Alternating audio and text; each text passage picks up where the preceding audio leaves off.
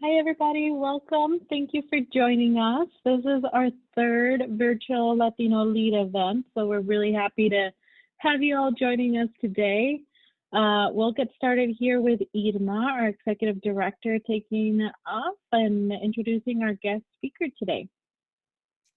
Thank you. Thank you. That was Jeannie Rojas. She is part of our Latino Lead board and always part of all of our events as they support with the programming that we do. So thank you so much, Jeannie, for all the work that you have been doing with our virtual events as they are very new for us in this time. Bienvenidos. Welcome, everyone, for joining us to our Latino Lead virtual biweekly virtual event. We are really excited about today's topic with the Minnesota Department of Employment and Economic Development, also known as DEED. But first, I wanted to just share to many of you that are new to Latino Lead. For those of you that are part of our network, welcome back. We're so happy to see you. And for those that are new to our network, welcome, and we hope to see you again. Latino Lead is a nonprofit of Latino leaders created to empower the Minnesota Latinx community to have a greater social impact through collaboration, power building, and leadership development. We are a network of about 1,500 Latinx leaders, allies, and partners, and always looking to expand that number even more throughout Minnesota, within the metro area, but also greater Minnesota. And we work to empower our voice and our leadership throughout the state. So we have these really, we used to do bi-monthly events, but due to COVID-19, we have transitioned to virtual events. And like I mentioned earlier, they are now happening bi-weekly so that we can provide you with resources and live updates about a lot of the things that are quickly changing during this time for our Latinx community. And we want to welcome you all to be part of those and ask questions, but also provide with any feedback or any sort of topics that you would want to hear. We have done them on government updates. Our last one was about mental health, and we'll continue to do different topics as we hear. And later this week on Thursday, we'll be holding another one with the Department of Labor as well. So thank you again for joining. We are really excited to be in partnership with DEED, the Minnesota Department of Economic and Employment, which is the state's principal economic development agency. We have here Maureen Ramirez. A little bit about Maureen, and I'll let her also share a little bit about herself in a little bit. Maureen is an experienced leader and communicator with the ability to bring diverse people together and advocate economic justice. As development director for Propel Nonprofits, she managed all aspects of grant fundraising and honed her hack for telling stories. As director of integrated strategies for the Northside Funders Group, she led a table of elected officials, residents, philanthropic, and business leaders to align community, economic, and workforce development. So this is truly her passion, and she led initiatives in North Minneapolis. Now she is the Director of Office of Economic Opportunity at DEED.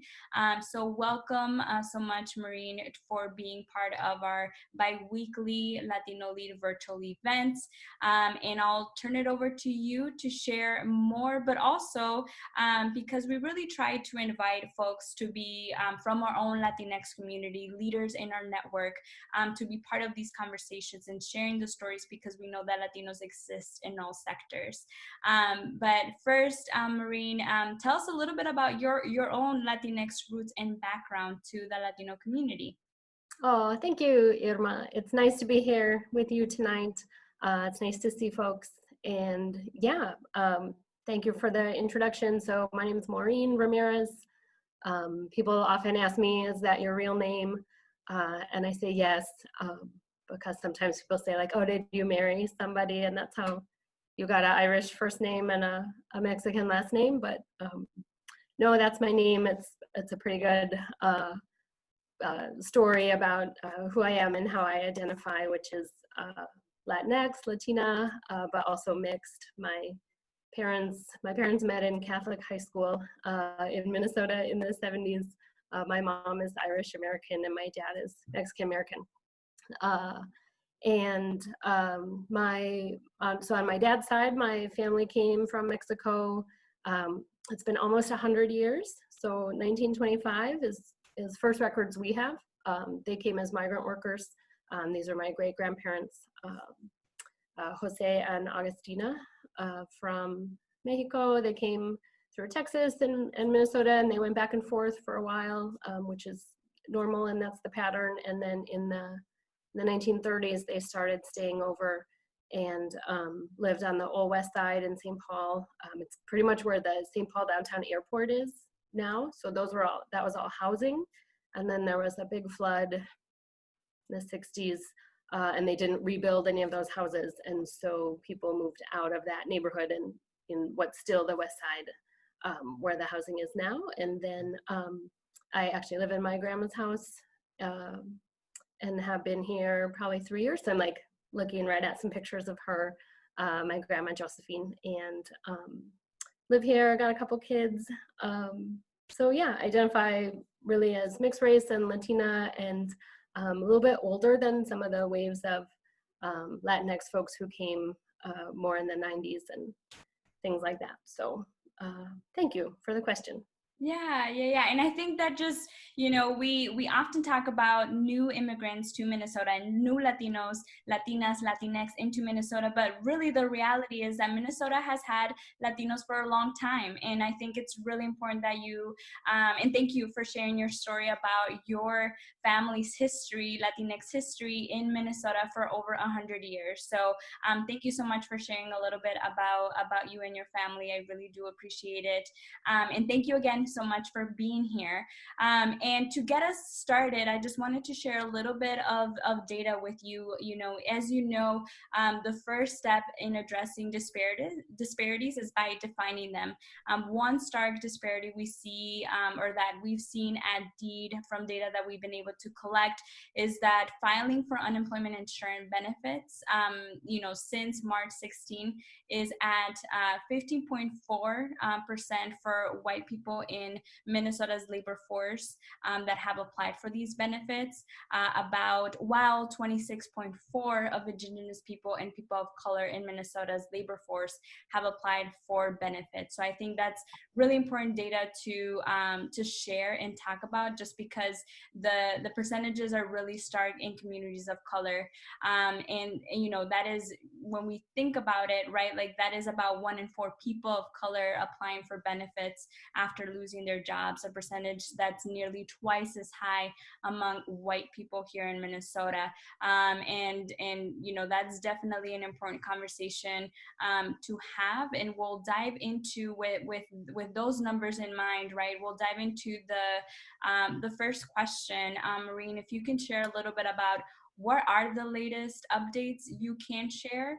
And right now, kind of what does that data tell you at LatinoLEAD about the different support systems or inequalities that exist, that were, as we know, prior to COVID, but now very much have been highlighted due to this? Yeah. Well, the data you have, right, speaks for itself. So nearly twice as many people of color applying for unemployment insurance as white people in the Minnesota labor force. That's a bit of a reflection of the sectors, the employment sectors that have been hit the hardest, especially with the service sector being closed down, restaurant service, right, restaurants and bars and things like that.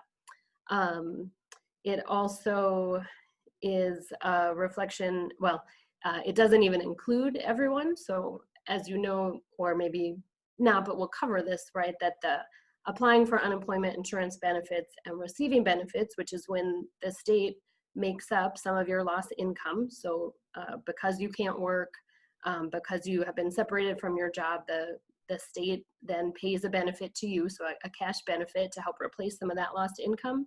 That's only available to people who have the legal authorization to work in the United States. And we know that doesn't capture who's actually working in the United States. We also will talk about some of the other rules about who's eligible and how it's eligible. So it's a number telling us who's eligible for unemployment insurance, it doesn't tell us everyone who's out of work right now, which is it's a bigger number than that. One other thing I keep thinking about in unemployment wages, or as well, that's another system issue, is that unemployment pays you benefits based on the wages that you were making. So, you know, if you made $10 an hour, they typically replace about half of what your wages are. So they would replace $5 an hour for you. In my mind, that is just recreating a lot of the disparities that happen by gender and by race. And so we know there are professions, I mean, I'm sure all of them, right, where the people making the most amount of money are white men, and then it steps down from there by gender and by race. And so then their benefits that they get through unemployment just are based on those wages. And so those wage disparities and that less money that's available for women and people of color is also being played out through the system. Oh, I was muted. Is there any way to know if like, do you currently have numbers for Latinx Minnesotans in that category? And as you said, there are some workers that, you know, in within our community, it's common at times to work, but you know, it's at times under the radar. Is there any way to know what the true number is for Latinos, and does that number include undocumented workers? That's a good question. I haven't looked, and I haven't looked through DEED about either estimates for that number or sort of what you need to add in to get it. I would think either through us, or maybe there's a couple of community orgs we could look at. We could find that out. Thank you. And I know that's definitely, you know, perhaps a number that is a little bit harder to gain, you know, because of privacy issues or folks wanting to continue to work under the radar. And of course, I understand why that is as well.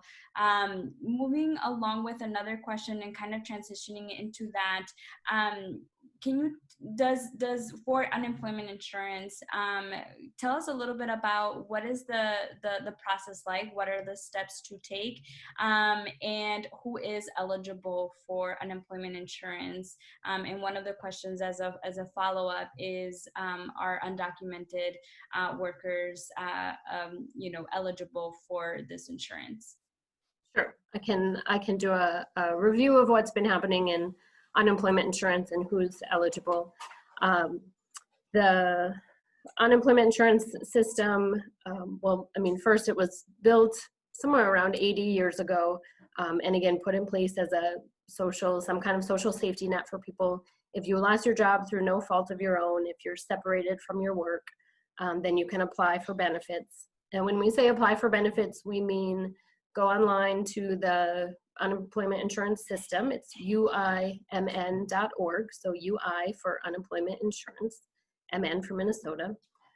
There's an application on there that asks you questions about your most recent job, your recent work history, going back somewhere between 12 and 18 months. Where have you been working? What have you been doing? What's your work history? We gather that information from you. Then we verify that with your employer, and then depending on the work you were doing and the wages you were earning, then we would make a determination if you're eligible for unemployment benefits. And then that benefit to you would be a weekly benefit that replaces some of your lost wages. The general calculation for unemployment insurance is about half of what you were making. So again, if you were making maybe $400 in a regular week, the unemployment insurance benefit that the state would provide to you would be around $200, because that would be about half of what you were making. There's an upper limit of that. The upper limit of that is up to $740 a week from the state of Minnesota. So if you're doing your math, that's sort of what the replacement is. The reason for that being around half of your wages is it's supposed to create some incentive that you would continue looking for work or go back into the workforce and try to get a job. That, you know, there's some thinking that if benefits are very generous, then people will stay at home and just collect the benefits without going to work. That's why the system is built that way. Now, there are new federal, well, there's new state and new federal rules about unemployment insurance since COVID-19. The federal rules say that you actually get an additional $600 each week on top of what Minnesota pays you. So what I just explained, which gave you an upper limit of $740 you could earn per week for unemployment insurance, you add $600 on top of that.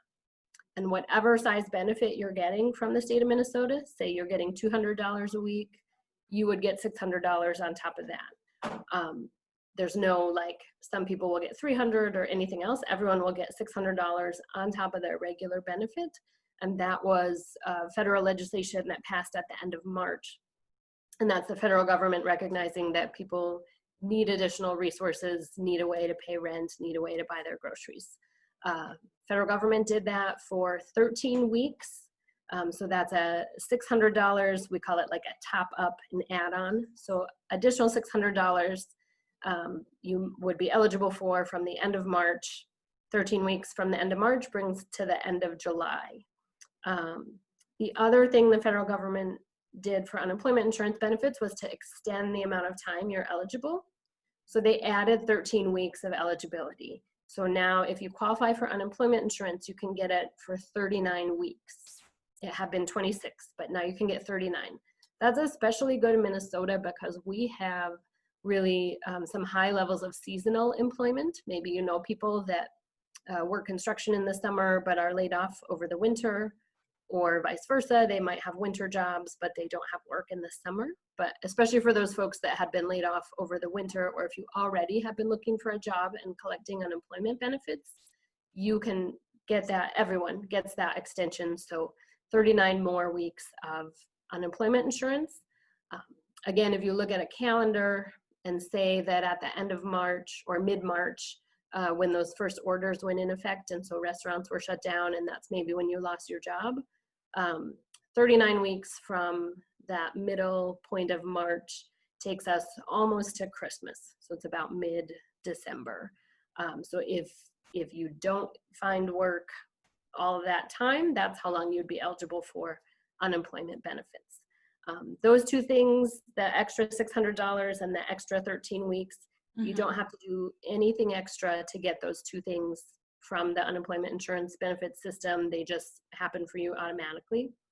And then the third thing I'll say is that the federal government expanded who's eligible for unemployment insurance by adding self-employed people, independent contractors, and some business owners. What they're calling that program is Pandemic Unemployment Assistance, or you might see PUA. It's the same application, it's the same, it's still really us through deed, but it's an expansion of who's eligible. And I actually have a question about that from one of our members here, asking about what is happening to people who work for temp agencies and who are documented. Are they eligible for what you just mentioned, PUA? That is a question I didn't get before, specifically about temp agencies. So I'm not sure. And it's something I can follow up on. Perfect.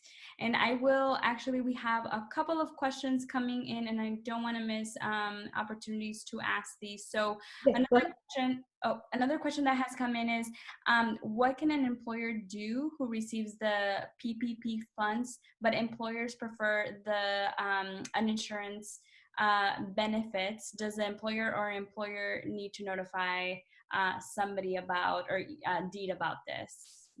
Sure. So we've been getting this question, which is a question now about if a business is still open or got some funding to remain open, and they call their workers back to work, does the worker have to go back to the job, or can the worker stay at home on unemployment insurance benefits?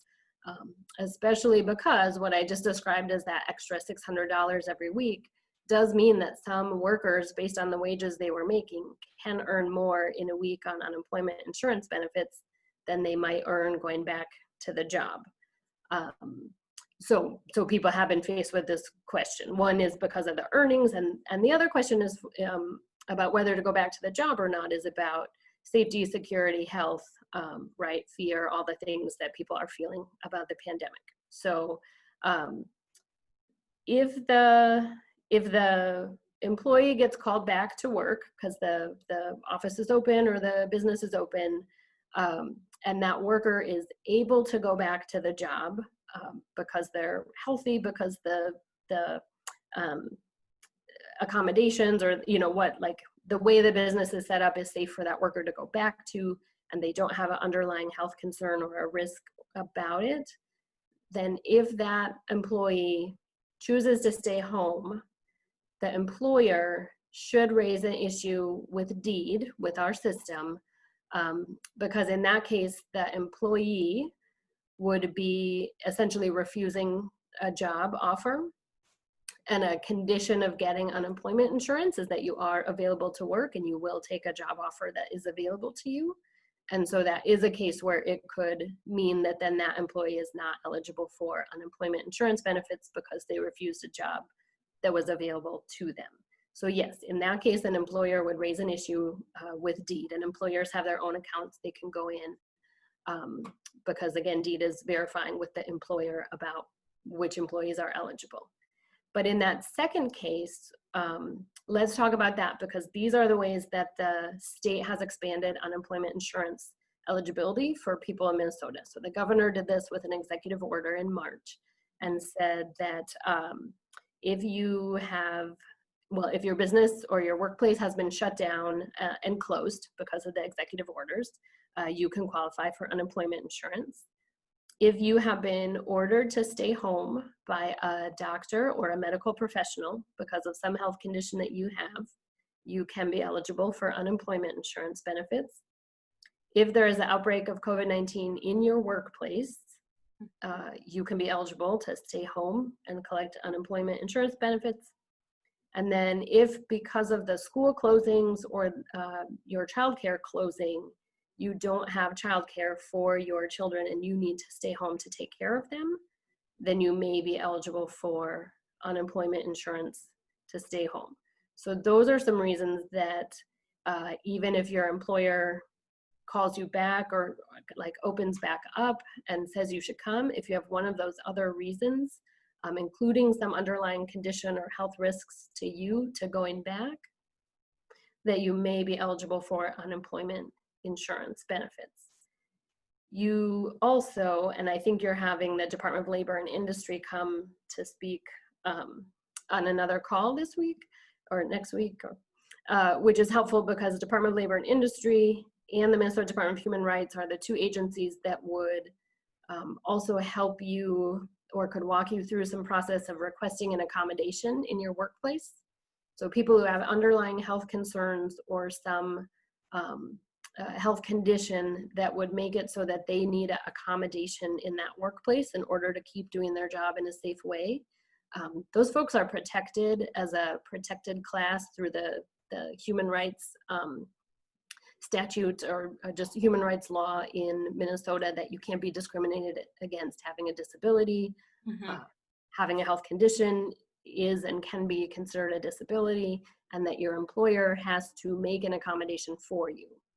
And you going through that process of an accommodation with your employer, if that employer does not provide an adequate accommodation to you, then you may be able to quit that job and collect unemployment insurance. That's a longer process, but it's still available to folks.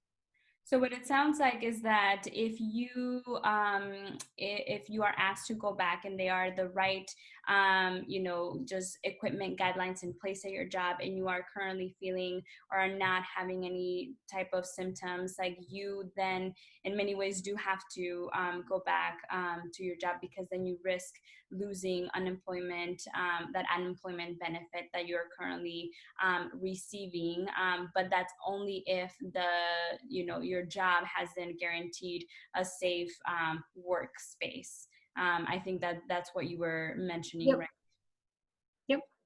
And hopefully that was able to, we were able to answer that question. We have somebody here that wants to ask, and I invite you folks as well, as long as you send me a message, if you want to ask your questions by voice.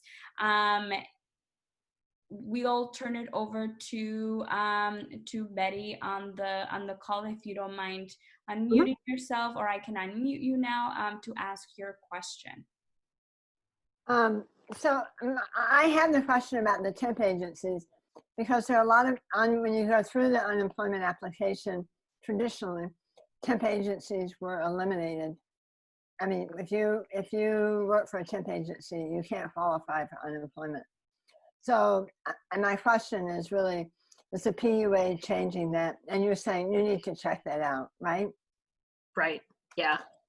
And then the other one is, I've had people who are scared to apply for unemployment because they think it might affect their ability to become a U.S. citizen.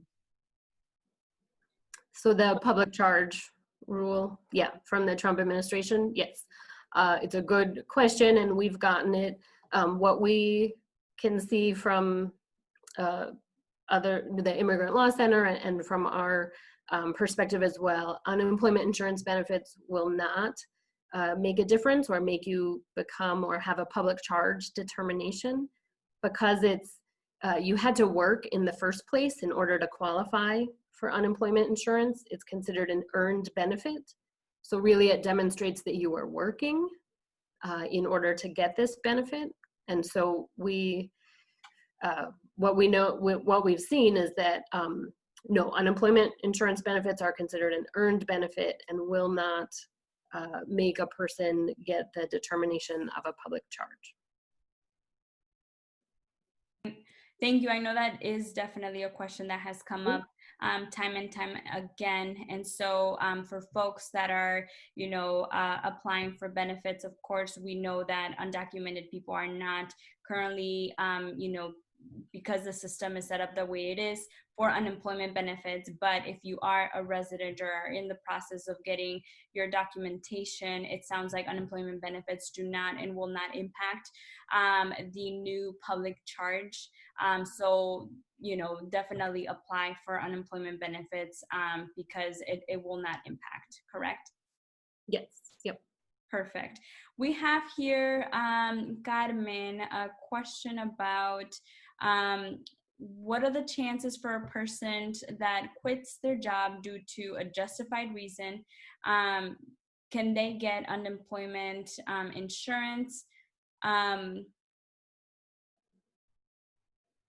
And then the follow-up to that is one of those who applied for rent assistance COVID-19 with Hennepin County, they said that this person shouldn't apply for unemployment insurance and get assistance from there, but the person has quit their job. I'm sorry, Carmen, and if I'm not getting this question correct, if you can unmute yourself and ask it, perhaps you can provide a better way of framing this question. I want to make sure that you get your question answered. So Carmen, can you unmute yourself and ask this question?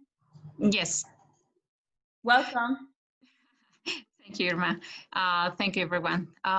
So yes, this person, one of these two people, these two quit the job, but one of them applied for the rent assistance with Hennepin County. So she was told that she needs to apply for UI and get the assistance from the unemployment insurance. So she's not eligible, and even that they are 6 people in the household, and their annual income was $58,000, but still she wasn't eligible. So they recommended to apply for UI. So I don't know if you can answer that. Thank you. Yeah, no, thank you for the question. It's a tough place to be in. There are some reasons that you can still get unemployment insurance even if you quit your job. They're in the statute, so it's written in law that there's a set of reasons. One of the reasons that's in there is like a medical reason and accommodation reason that I explained a little bit before. If you have asked for some reasonable accommodations at your work and your work hasn't provided them, and you going to work is a medical risk, that's considered a justified quit, where then you may be eligible for unemployment insurance benefits. If that happened, that might be the situation here. It might not. I don't know why the person quit, but there's a couple other reasons listed, and I apologize because I'm learning as we go as well. So I don't know all the reasons in that statute, but in general, our advice is if you think you're eligible, or if you get some advice even that says you might be eligible, that applying is the way you find out if you're eligible. So we encourage people to fill in the application, answer the questions as best you can, and that's how we'll determine if you're eligible or not. If you go through that process and maybe this person still finds out that they got denied benefits for some circumstance, maybe related to the quitting, there's also an appeals process you can go through where you can provide additional information or new information, or sometimes people make a mistake in filling it out or didn't have the right date in front of them, so put something else there. There's an appeals process to ask us to look at it again, investigate it a little further, which is also available. Great, thank you. And one of the things that we were actually on a call with different Latinx leaders, especially with the education sector, and you know, teachers are wondering. There are some students that have been working, but however they have been left out. Can students apply for unemployment benefits? Unfortunately, high school students are not eligible for unemployment insurance benefits. One of the reasons is for that is kind of how I described that one of the requirements for unemployment insurance is that you're looking for full-time work and that you're available to take full-time work. And of course, our high school students, were not asking them to take full-time work or don't want to set up a system that would encourage them to quit school and to work. So Minnesota does not pay unemployment insurance to high school students. I don't think anything in the federal legislation has changed that. We know that is hard, and I've heard the stories from families, right, where that student income is really an important part of what makes it work for that family. And unfortunately, that's just a gap right now that we're not able to pay those benefits to high school students. So it has nothing to do with the age group. It just has something to do with the fact that they are in high school. And even what if those students are, you know, in addition to going to high school full-time, they also hold a job full-time, are they still then excluded? Yes. Okay. Yeah, you can't, because they would be high school students, right, just to begin with, no matter how much they were working. And so they wouldn't be eligible. Another thing to consider, I heard this on a different call this week as well, about high school students maybe working more hours, those who may have still kept their job or still are available to work, working more hours than what might be under the child labor laws allowed. This would be a question to ask DLI. What I've heard from the Department of Labor and Industry is there's no change to the child labor laws, the amount of time they're eligible to work on a school day. Those are in place for kids and their safety. And just because there's distance learning, those didn't go away. So I had heard a story of, you know, a high school student now maybe working 50 hours a week because they don't go into the classroom anymore. And that would be something to report through Department of Labor and Industry, because the child labor laws and how often or how much they're allowed to work is still in place. Thank you. Shifting gears here a little bit, we have a question about DACA. Can you qualify for unemployment if you have DACA? Yes. So if you have legal authorization to work in the United States, so DACA would give you that status, and you have been working. Again, the base period that we're looking at is over the last 12 to 18 months. And so if you've been doing that and working in Minnesota, then yes, you'll be eligible for unemployment insurance. Thank you. And again, we covered this earlier, but for folks that are just tuning in, this will not impact, impact you when it comes to public charge. So just know that. And I'm assuming, Maureen, that DACA recipients are included in that. I also assume that, Irma, but I again haven't asked specifically, and I can see some in the chat there, a description about, sometimes it helps to confirm that with a immigration lawyer and that things are changing. So again, I know you're recording the call, and a little bit about unemployment insurance, but definitely, right, this federal situation with immigration is just like, for what we know today, which is May 5th, right? This is the information we have, that it doesn't affect your public charge, and that if you're legally authorized to work in the US, you still qualify for unemployment insurance benefits. So a disclaimer, because I am not a lawyer, and neither is Maureen. If you have DACA or if you have unemployment questions and you are you are working on your immigration status, please do reach out to a lawyer and ask this question, just to really make sure. I've heard that dollars under disaster relief are ones that are not and do not impact for public charge. But again, any of these questions should also be consulted with your immigration attorney or with an immigration firm. Immigrant Law Center of Minnesota is an organization that supports these questions, and an organization that you can check out. I'll put information on the chat here, but just make sure we don't want to have you be in a situation where because you may not have all the complete information, that it impacts your immigration status later. So triple confirm all of this information, and do reach out to an immigration attorney, just to verify that this will not impact you in terms of your immigration process and its status later on. So thank you, Maureen, for sharing that. We also, Irma, I'll say next week are going to schedule on Thursday afternoon, and I can share the information, or you have it. It's what's normally our Thursday afternoon 4 o'clock call at DEED.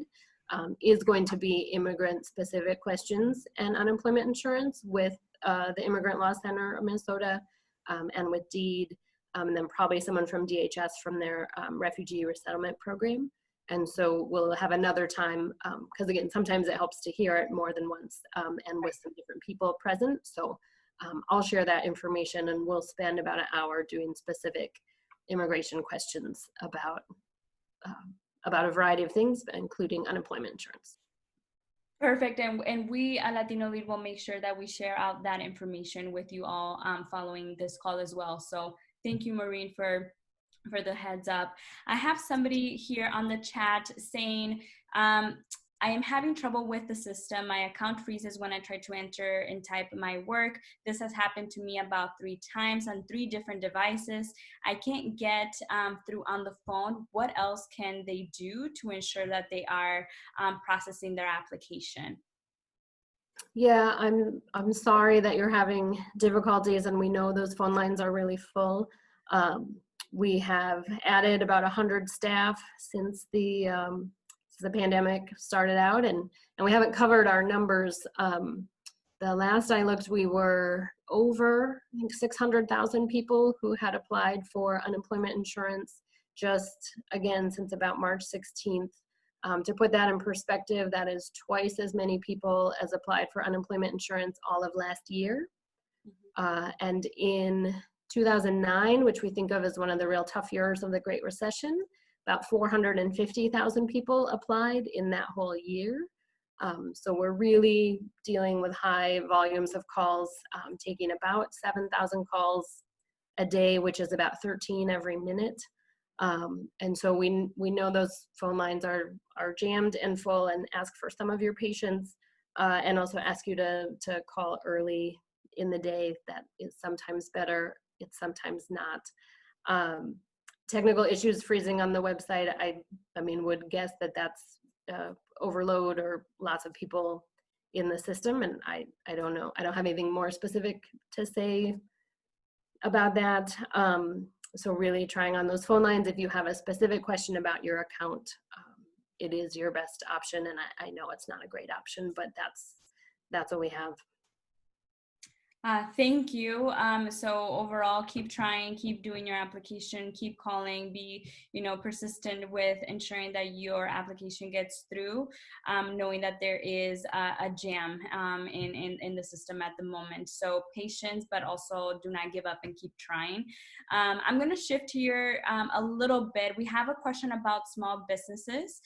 Somebody asked, are small business owners applying for unemployment insurance? We have many restaurants that are currently closed, that are hurting at this time. And the new law provides support for small business owners, but how does that work? Can you tell us a little bit about a process for small businesses? So the process for business owners would be through that Pandemic Unemployment Assistance Program, the PUA. It's the same application. So sort of self-employed or independent contractor folks would fill out.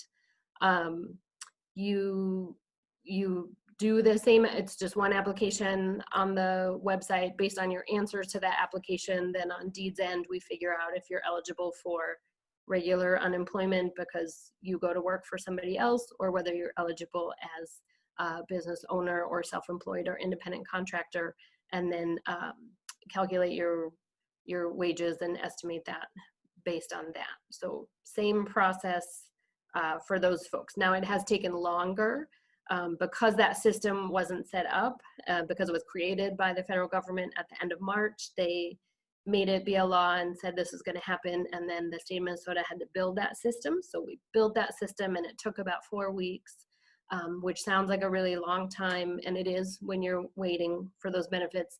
It's a fast amount of time for a state system to build something and get it working. So for a while, folks were not seeing those benefits paid out. They started to get paid out at the very end of April. So we're in about 2.5 weeks that folks who may have already applied should have been seeing some checks come out to them. So there would have been, if you applied in March or even in early April, you wouldn't have seen a check for a while because the system wasn't ready yet. That system is now ready, and those paychecks are going out for folks who are eligible who had already applied. Thank you. I think one of the, like a follow-up question that we've heard is also, what about, business owners that have their own LLC but are undocumented? Can the business that they are running, although they are and have undocumented status, can that business receive funding? And also, are any of these applications in Spanish or in other languages? Are they available in other languages? So when it comes to business funding, there's a couple different programs happening. So one way to get funding we've talked about for business owners is through the unemployment insurance system, where just the business owner could qualify through the new expanded unemployment insurance. Again, because unemployment insurance rule is that you have to be legally authorized to work in the United States, then that case, that LLC owner who didn't have legal authorization to be in the United States would not be eligible for the unemployment insurance, the pandemic unemployment assistance to business owners. So, and again, that authorization, that's federal regulation. So even the state of Minnesota, where I have to say, right, our governor and our lieutenant governor and folks, right, have a ton of compassion, and they've heard all the questions and have explored just as many things as they can that the state of Minnesota is able to do. Changing that is not in something that the state of Minnesota can do. The federal government would have to do that. So not in the pandemic unemployment assistance that we've just talked about. In other small business loans that are available, some that came from the federal government and some that came from the state of Minnesota, those are loan programs being run through community lenders, and those community lenders can set some of those terms for that lending. And so Deed has a list of the community lenders for the small business emergency loan program that we're running. But that Deed program is only available to businesses that were part of the shutdown order. So only if you're in a category of business that was ordered to shut down are you eligible for deeds grants. The biggest set of funding available for small businesses is through the federal government, through the Small Business Administration. That's the one people have been hearing, the PPP, the Paycheck Protection Act. Also the EIDL, something emergency, something disaster, something. So Small Business Administration would have its own rules and setup that I can't say for sure. You work with an individual lender. So also to the answer are things in Spanish. LEDC, Latino Economic Development Center, is one of the community lenders working with DEED and has been able to do that work. Sorry about that. Thank you. And just a quick plug about LEDC, as you mentioned, Maureen, they are also have been trying to work to get more funding through Bill 1507 to support Latino businesses. And this would be about 1 million in emergency funding to small Latino businesses. Again, this is a House Bill 1507. And just so that folks know, there is another bill that has just been introduced last week by Senator Melissa Franson and Representative Aisha Gomez to support families and folks that have been left out. And these include some of the folks that we have talked about earlier today. We'll make sure to send information about those two bills, specifically about the House Bill 1507 that will support small businesses, specifically Latino businesses. Irma, thank you for mentioning that. That is also helpful to understand that, again, some of the resources that DEED is lending out are come to us because the legislature appropriates them and sets the rules and the guidelines for them. So yes, we want to support and ask our legislators to support what is being proposed at the legislature, which would specifically target either Latinx businesses or businesses owned by people of color or micro businesses or anything, so that really those targeted resources get there. Thank you. Shifting gears here again, we know that a lot of folks in our communities sometimes have more than one job. Can you tell us a little bit about whether the process changes for folks that have 2 or more jobs? How does that work?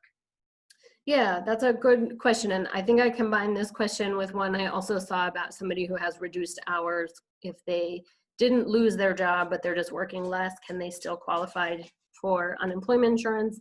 And can you still qualify for the $600? So I'll try to answer all those. So the answer is yes. For folks who are working 2 jobs and maybe you lose one job, but you still have a second job, can you qualify for unemployment insurance benefits? The answer is technically yes, you can still qualify, but there's 2 rules in place that can make it hard to qualify. The rules are that you have to work, in any week, you have to work less than 32 hours. So any week you work more than 32 hours, you're not eligible for unemployment insurance. That's hard on people who might normally have like a 60-hour work week. And so when they go down to 32 or 38 or sometimes even 40, right, they're experiencing a loss of income, but the system isn't set up for that. So you have to work less than 32 hours. You also have to earn less money during the week than what you would get in your unemployment insurance benefit. So your earnings for the week have to be lower than whatever check that you would receive in a benefit. So if the benefit you get is half of what your normal wages are, that's a pretty low level to meet in order to be able to still be working and still qualify for unemployment insurance. And because you're working during the week, they do take some of that, they lower the benefit amount you're eligible to get because you're earning something during the week. So technically, yes, you could work 10 hours a week and maybe earn $100, and you could still get a benefit that week, but it would be a reduced benefit.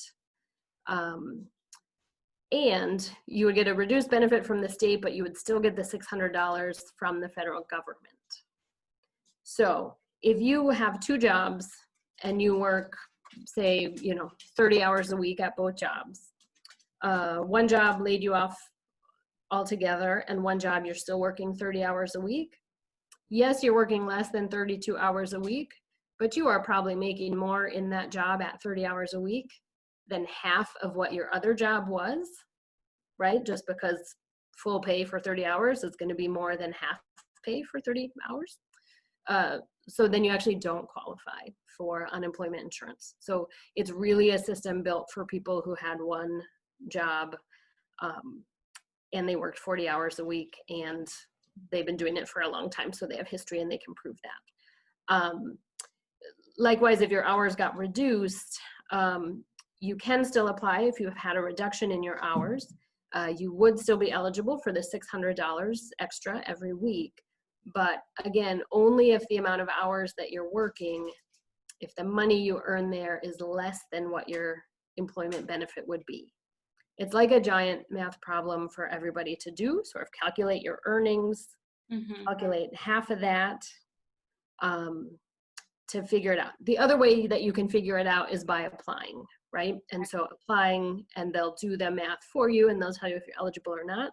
This can also change week to week. So we haven't talked about how every week you have to request your benefits. So first you apply and find out if you're eligible, and we'll make a determination and say, yes, you're eligible. And then every week you have to log into your account and request your benefit for that week. If you miss a week, you can't get paid for it. You can't go back and say, I forgot to do it last week. Can I now get 2 weeks in a row? You can't do that. So the good news about it being week to week is that if people get called back or their schedules change and fluctuate, some employers are doing like a week off and a week on, because then in the whole week off you would qualify, and then you'd have a whole week on, right? So every week you have to do it. It's okay if your situation changes week to week. You just report the hours you worked, and then maybe 1 week you're not eligible, but maybe the next week that you are. But we really want to keep reminding folks that every week you have to go in, you have to remember your password. The hardest part is remembering your password, because if you forget it and you forget your security questions, you have to call. So you have to wait on the phone, and they're going to mail you your password. Oh, wow. Yeah, it's old timey. And then you have to wait for it to come. So, and then you might miss a week if that kind of happens. And so moral of the story is, make sure that you check in every week, that you remember your login information so that you don't miss a week of that. We are almost to time. One of the things that folks are asking is, do you pay taxes on these benefits for next year? How is this going to be counted for when tax season comes? So you do pay benefits on the Minnesota part of the unemployment insurance. And when you fill out your request or your application, it'll ask you if you want tax withholding and how much do you want withheld. We can do that for the Minnesota part, for the PUA and for the regular unemployment insurance, and we're used to doing that. This additional, and yes, it's taxable income because it's a cash income to you during the week, so you'll report that on your taxes at the end of the year. This additional $600 weekly, I actually don't have clear answers. I've heard both things about this additional $600 from the federal government, whether it will be taxed at the end of the year or whether it's not. So it's still unclear to me, and I apologize for that. What I do know is that taxes are not taken out of that $600 right now. So you're getting the lump sum $600, but it'd be something to follow up with our office. I also see, and thank you very kindly, staff person from Congresswoman Omar's office is here and has offered that their office is helping people. And we know they have been, and other state legislators too, that some folks have reached out to their legislators when they can't get through to UI, and then with the legislature, anyway, they're answering some questions and trying to connect people in as well. So that's another way to get that information. And well, as one more here, I know we are at time, but somebody wants to really make it clear, is it new that you lose your money if you don't apply each week? In the past, you could request multiple weeks at one time, or that's not the case anymore? And then as a follow-up to that, how often does DEED review their policies and procedures to ensure that there are less, or AKA barriers, to ensure that there are less barriers? Sure. I don't think it's new. You know, my own last interaction with UI was about 10 years ago when I was on it, and I remember doing it then, so I don't think so. Also, I'm new to the agency, so I started at the agency in November. So I also don't know specifically about reviews and unemployment insurance. About the barriers that are there, I know people have also said it's a complicated application, and I hear that for sure. The good news that we have, sorry to be, at least this is good news, but those federal 3 expansions that happened, the extra $600, the 13 weeks expansion, and the new self-employed unemployment insurance. Minnesota is one of the first states in the nation that had all 3 of those up and running. So there's still some states that haven't been able to do those things yet. And so we did that, but I'm still new to the agency, so I don't know what their review process and schedule is. Irma, may I give some insight to that question? This is Kevin. Hi, Kevin. Yes, of course. Yes, well, from my understanding, whenever you need to receive unemployment benefits, you do need to apply every single week. Otherwise, you won't get benefits for that week. And if you refrain from applying for benefits enough successive weeks, they assume that you don't need them anymore, and you'll be taken off the rolls completely. I don't know how many weeks that grace period is, but you should be applying every week for benefits. I don't think that you can just apply in one lump sum for several weeks in advance, as the question asked. You have to apply every week. Thank you. And Kevin, share a little bit about where you're coming from today. Oh, well, I unfortunately had to apply for unemployment benefits many years ago in the state of Missouri. And so, again, not Minnesota, but Missouri, so it's a different state. But I've never, from my experience working in the engineering field, working in the private sector, I've always been under the impression that you have to apply every single week, not only to get benefits for that week, but if you want to keep getting benefits, and they just assume if you don't apply, you don't want them anymore. And I've never heard of this idea of, in the question stem, applying for several weeks in advance. I'm not sure where that would be coming from. I mean, if you get a job suddenly, why would you be applying for several weeks in advance? If you get a job, you wouldn't need them for several weeks in advance. So it's okay. Well, maybe I can clarify the question. I do a lot of unemployment benefits on a weekly basis for people. Sure. So somebody might miss 2 weeks, like they just didn't come in, or they were busy, or whatever. And the system traditionally has allowed you, like it will show you that you have 3 weeks that you haven't applied. There are Sure. 3 weeks in the past, not 3 weeks in the future. So it would say, okay, I see what you're saying. April 1st, you didn't apply. April 15th, you didn't apply, and whatever, some other Right. day. And you can't apply for the benefits for this week until you go through those Those previous weeks. previous weeks. Right.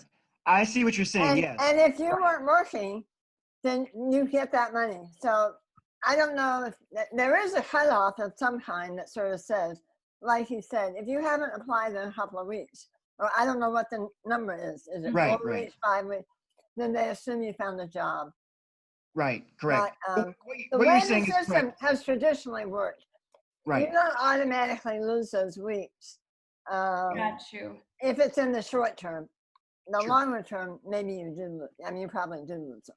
So Well, kind thanks for clarifying. and Thank you. thank you also for sharing about that, Maureen. Any last minute things to close that specific question up, and also just last calls of actions or information about this, and then we will unfortunately need to close up the event. Sure. I would be happy to come back because I know there's a lot of questions and we could spend some more time on it. So you think about that, Irma. Also, we're hosting at DEED a community call 2 or 3 times every week that I can share the information about, where we're trying to answer questions over the phone, which is another way folks could join that call and try to get some of the questions we didn't get to. You know, thank you everyone here who's doing good work and you know, checking on your friends and family and making sure they're okay and sharing this information. Thank you for having me. Thank you, everyone. Thank you for staying a couple of minutes. I know this is a very important topic for a lot of our community members and leaders that are going through this, many for the first time. And Maureen, thank you so much for your informative answers and for sharing your time with us today. On Thursday at 5 p.m., LatinoLEAD will be hosting another virtual event with the Department of Labor. Obviously, the conversation will be different from this one, but again, I invite you all to be part of that event as well later this week. Again, this Thursday, May 7th at 5 p.m., another virtual event with the Department of Labor. We'll be talking about workers' rights. But all of you today, thank you so much again for staying a couple minutes over, for all of your questions. I'm sorry we were not able to get through all of them. By the end of the week, we will be sharing this video for those folks that could not make it to the event today, so that everyone is able to have more information and resources, as many of our community members have a lot of these questions in mind. Again, Maureen, thank you so much for coming in today. I know you are working day and night and doing an amazing job. So thank you so much, and I'm really proud to have a Latinx leader in this department and available to answer our questions, and hopefully we will be in touch. And again, thank you for tuning in today. We'll send a newsletter by the end of the week, both with this information and Thursday's event. Thank you, and I hope you all have a wonderful rest of your day.